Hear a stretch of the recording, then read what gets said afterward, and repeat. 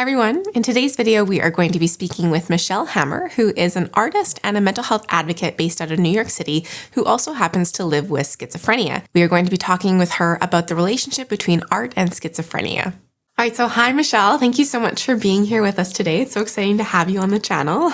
Oh, thank you for having me. I'm so glad to be here. So can you tell our audience a little bit about you and what you do? Yeah, sure. Well, I'm Michelle Hammer. I live in New York City, and I created the company Schizophrenic.nyc a bunch of years ago to just get people talking about mental health because it's 1 in 5 people in New York City have mental illness. So what's with all the stigmas? So I wanted to just break boundaries, get people starting to talk about mental health, showing no stigma at all. Big bold statements like, "Don't be paranoid. You look great. Walk around wearing that shirt," and just get people talking. I think I said get people talking about 5 times now. So I think we're getting the point. But yeah, I just go all over the place, just preaching, just end the stigma and starting a conversation, because the more conversations we have, the less stigma there will be. Cool. So you're kind of blending your artwork through Schizophrenic NYC and the items you sell and whatnot with mental health advocacy and getting conversations started. That's very cool. Yes, that's the point. That's the point. So when did you first start experiencing symptoms of schizophrenia? It's hard to really pinpoint when I first started experiencing symptoms, but what I first remember is that when I was playing soccer back like in middle school, I'd played soccer for a while, but my soccer coach was the first person to ever call me out on anything and say that I was, oh, she's just talking to somebody. She's talking to somebody over there. He was the first person to ever call me out on anything, and I absolutely hated him. But when I look back, it was definitely him. And then things just got progressively worse and worse. Like I'd be in the back of a classroom and people would turn around like, "What are you laughing at?" Or I had a friend that like in another class that was like, had to me like, "Who are you always talking to?" And I was like, "What do you mean?" They're like, "You're constantly talking to someone." And I'm like, "No, I'm not." They're like, "I hear you." And I'm like, "What are you talking about?" And I never really thought of anything. But then like when things kind of like came together and I got my diagnosis and I kind of looked back on everything, and I was like, wow, those were definitely symptoms that I was experiencing. And I didn't realize it at the time. And how did I slip through the cracks for all those years? Yeah, so it was other people who were noticing your symptoms before you did, but it was around middle school sort of time. Middle school is when I first got called out on something, but I had no idea what schizophrenia was. Right. To even know. There was no mental health education. There was sex ed, so I knew what a condom was, but I had no idea what mental health was. Yeah. So when were you formally diagnosed? Well, at 18, I was told I was bipolar because I went to the doctor and in about 15 minutes, and he did a checklist thing with me. He was like, "Oh, you're bipolar. Here's a pamphlet." I was like, "Great, thank you." But at 22, I was told that I had schizophrenia, and everything kind of really made sense from that point on. And, a lot of people say that they're like, they're so upset they got diagnosed with schizophrenia. What are they going to do now? Their life's going to be over. But I kind of looked at it as, now I can finally be treated for the correct illness, and my life can only get better from this point forward. Totally. That's a great way to view it. Yeah. So when did you start getting into artwork and creating art? Well, like all kids love to create art, stuff like that. But actually in 6th grade, we did one of those career tests, and I liked computers. I liked artwork, and the career test told me I should be a graphic designer. And from that point forward, I was like, I'm going to be a graphic designer. So that's what I wanted to do. So that I started getting into artwork because of that. And I started using the computers, using Photoshop, just kind of learning anything I could and teaching myself how to do it. And then like, I started doing the current art that I do. When around like age 20, I had a lot of anxiety. I started drawing these really intricate drawings. I actually still have that notebook. I'll show you right here. I started drawing things like this. Started drawing things, try to get more interesting, like this.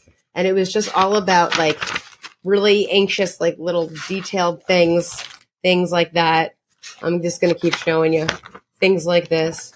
And it was just all because I was just super anxious, right? And then being the graphic designer, I was like, you know what? I have all these drawings. Let me bring them into the computer and see what I can do.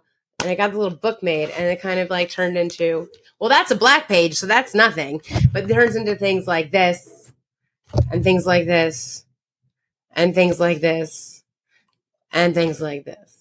Very So cool. like, yeah. So it kind of just like my anxiety that I had of just drawing these little things just kind of spiraled into like that. And then like I have my website and people buy them. And it's like, wow, people buy my artwork. I never thought anyone would ever want to buy my artwork. I was always like, Grandma, here, do you want to put this on the fridge? You know? But like now people actually buy it and hang it up and then send me pictures. And I'm like, oh my God, people bought my artwork. It's like the most exciting thing for like any artist, for someone to buy your artwork is like, oh my goodness. And even like put them on the canvases behind me. And I'm like, somebody bought a canvas. And I'm like, no, I need to get more canvases to decorate behind me. So I guess I'm wondering, so you started doing this kind of artwork around the time when you were diagnosed with schizophrenia. And so I'm wondering what kind of happened when you started taking medication, given that medication is kind of a pretty important component of treatment oftentimes for schizophrenia. What happened when you started taking medication? Do you think it affected your creativity at all? No, not really. I started, this wasn't quite when I was diagnosed. It was in between that bipolar and the schizophrenia diagnosis. And I was on a medication where it was like 3 times a day. And if you miss 3 times a day, you're going to get all wonky and stuff like that. So it was really just between those periods where I was go very, very, very, very, very, very detailed things like that. But even after medication for schizophrenia, I still get into those zones of like, I need to get out of my head and just into something else and concentrate on other things because I just don't want to concentrate or think about other things that are bothering me. Just, in my life or in the world, because who knows what's going on in the world anymore. It's just if I want to escape that, let me just like get a pen and paper and just draw, and then just create more art. Or I still use like the art that I've already created to create more art out of that. Just keep using like what I've done to just create even more than you get what I'm saying. Yeah, so it sounds like there's a therapeutic value to it too, which is really neat. So, Michelle, there's a common trope, I guess, around when you have schizophrenia leading to increased creativity and, the creative genius trope sort of thing that goes along oftentimes with schizophrenia. So I'm wondering, as someone who's living with schizophrenia and who's an artist, what are your thoughts on this trope? The thing is, like, I think that's a really annoying thing to say because just because I'm an artist doesn't mean that it's the schizophrenia that makes me an artist. I'm just an artist. I've always been an artist. All children claim to be artists. Like if you ask a bunch of like, kindergartners, who's an artist? Everyone raises their hand. If you ask a bunch of like 8th graders, who's an artist?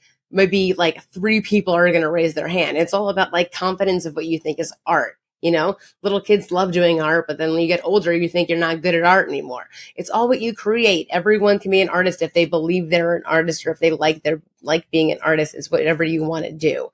And I don't think I should be just be like that schizophrenic artist. I'm just an artist. And I don't think I don't think schizophrenia makes me a better artist. And they always say Vincent van Gogh chopped off his ear because he was mentally ill. But like there was so many other artists that don't have a mental illness that are fantastic artists. Look at Michelangelo, right? Like, I mean, yeah, it makes sense to me that you would kind of take offense to that trope because it's kind of discrediting you as an artist by saying, oh, that's because of your schizophrenia. It's reducing your art to your illness, which is not exactly fair. So stop doing that, everyone. Yeah. So what? So wait, should I like not take my meds so my art is better? That would not even work, right? It's like the crazier you are, the better your art is. Like Picasso's blue period. Like, was that even better than the other stuff? Like,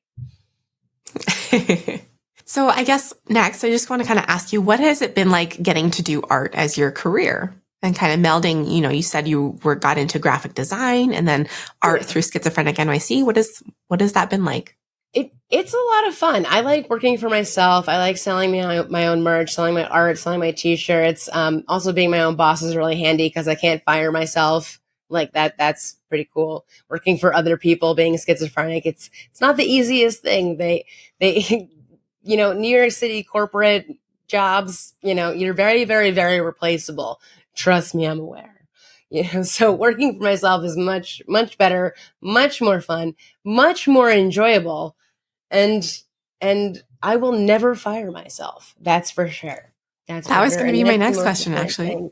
Yeah. Yeah. Was that like, for me personally, creating a career where, I'm self-employed and I get to direct my own career and whatnot has basically essentially given me the flexibility to thrive. And so I was wondering if that was the same for you, but it sounds like it has been. It is. Because like I haven't worked at a corporate job, post COVID, but that pre-COVID, that work of like get there 9 to 6, 9 to 6, 9 to 6 every day. Don't be late. 1 hour lunch. Don't do this, do that, do that. And it's just, you mess something up. Oh no, you made a mistake. HR, this, that, and you don't get along with people sometimes.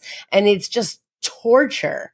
And I understand that people do this every day. But for me, I could not handle it. So it's just like, it didn't work for me. It can work for other people, but it didn't work for me time and time and time and time and time and time and time and time again.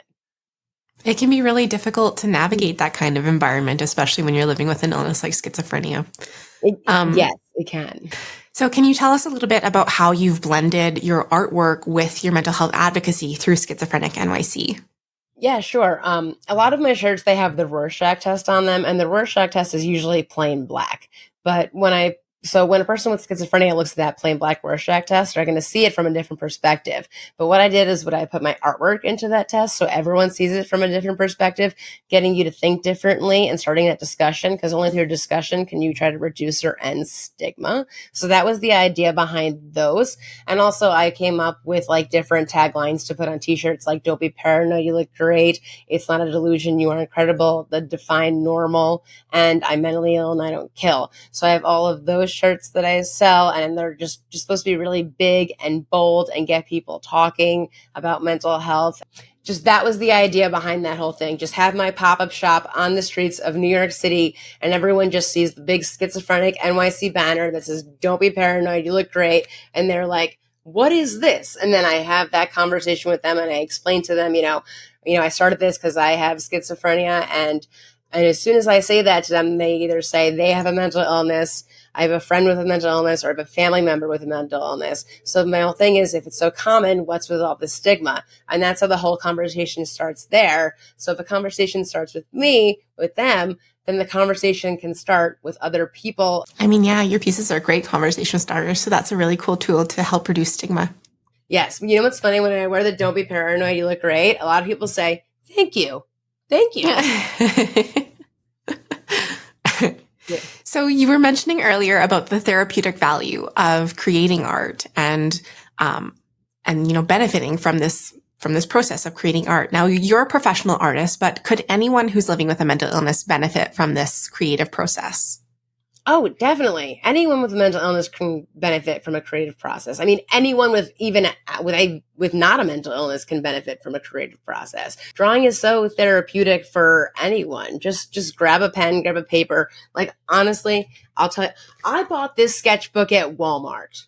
I bought it at Walmart and some washable markers. Seriously. And then started coloring. That's what I did.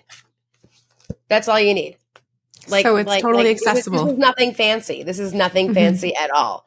Like hit up your local store, get a sketchbook, get yourself some markers, start coloring, have a good time. You'll never know where it ends up. Somebody might buy something.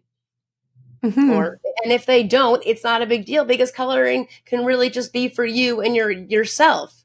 It can be a great coping mechanism. Like you said, it helps reduce anxiety. It helps reduce anxiety, helps you just have a more clear head. Maybe you'll just start building on top of something and building on top of something, and you'll just love what you do so much. Maybe you want to just decorate your whole room. Maybe you just want to give things out as gifts. Everybody likes artwork as a gift. It's funny. My 3-year-old cousin once gave me a piece of artwork. It was disgustingly ugly, but it's still on my fridge because I just love it. Yeah, it's a great way to connect with other people. You're right. It is. Well, thank you so much, Michelle, for being here with us today. It was so great to get to hear more about your experience being an artist and creating art and living with schizophrenia. Where can people find you online? Well, thank you for having me. And you can find me online. My website is schizophrenic.nyc. My Instagram is schizophrenic.nyc. My TikTok is schizophrenic.nyc. But my Twitter is schizophrenic.ny because it was too long. Awesome. So definitely make sure to check out all of Michelle's handles and check out her merch and stuff, which is for sale on schizophrenic.nyc. It's really great. It's beautiful. It's conversation starting. Go check it out. Thank you so much, Michelle. Thank you for having me. I had a great time. Take care. Bye. Bye. So thank you so much again, Michelle, for chatting with us about your experience with art and schizophrenia. Again, you can find her at the links that she stated, but we will have those in the description below if you want to check those out too. Also, just a quick reminder that you can help support us in creating videos like this by joining our Patreon. And once you become a patron, you also gain access to our online peer support community where we offer peer support groups and much more. So if that's something that interests you, make sure to check out the link to our Patreon page in the description below.